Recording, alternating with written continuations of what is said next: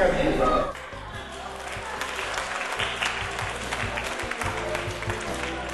Ci sono Camillo, il camaleonte che non cambiava il suo colore ma quello del resto del mondo, Pimpa, la cagnolina chiazze rosse, Cipputi, il metalmeccanico cinico, e c'è lui, Francesco Tullio Altan, il famosissimo fumettista caricaturista di origine trevigiana, ospite della primaria di Rondobrenta a Bassano. Un incontro che ha entusiasmato letteralmente i bambini e le maestre, perché chi non conosce Pimpa, forse uno dei personaggi più famosi del maestro Altan, una figura senza tempo, sempre attuale, sempre amatissima.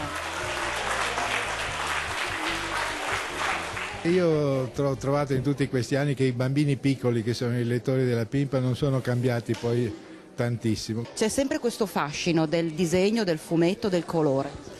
Ma io non so se c'è un segreto, sono cose che si sono sempre fatte dall'inizio dell'umanità e quindi qualcosina resta ancora di quello. Lei ha fatto anche un po' di satira, oggi che personaggio si sentirebbe di riprendere? No, oggi abbiamo dei personaggi che tentano di fare tutto da soli, è diventato difficile. Oggi avete conosciuto la persona che disegna la Pimpa, ma che disegna anche tanti altri personaggi. Che emozione avete provato?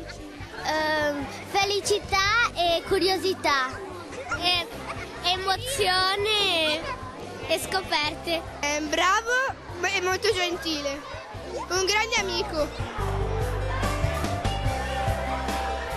Ragazzini galvanizzati da questo artista che si è unito a loro e con la saggezza della maturità ha saputo ancora una volta ritornare lui stesso bambino. Ma a voi piacerebbe fare il lavoro che fa questo signore?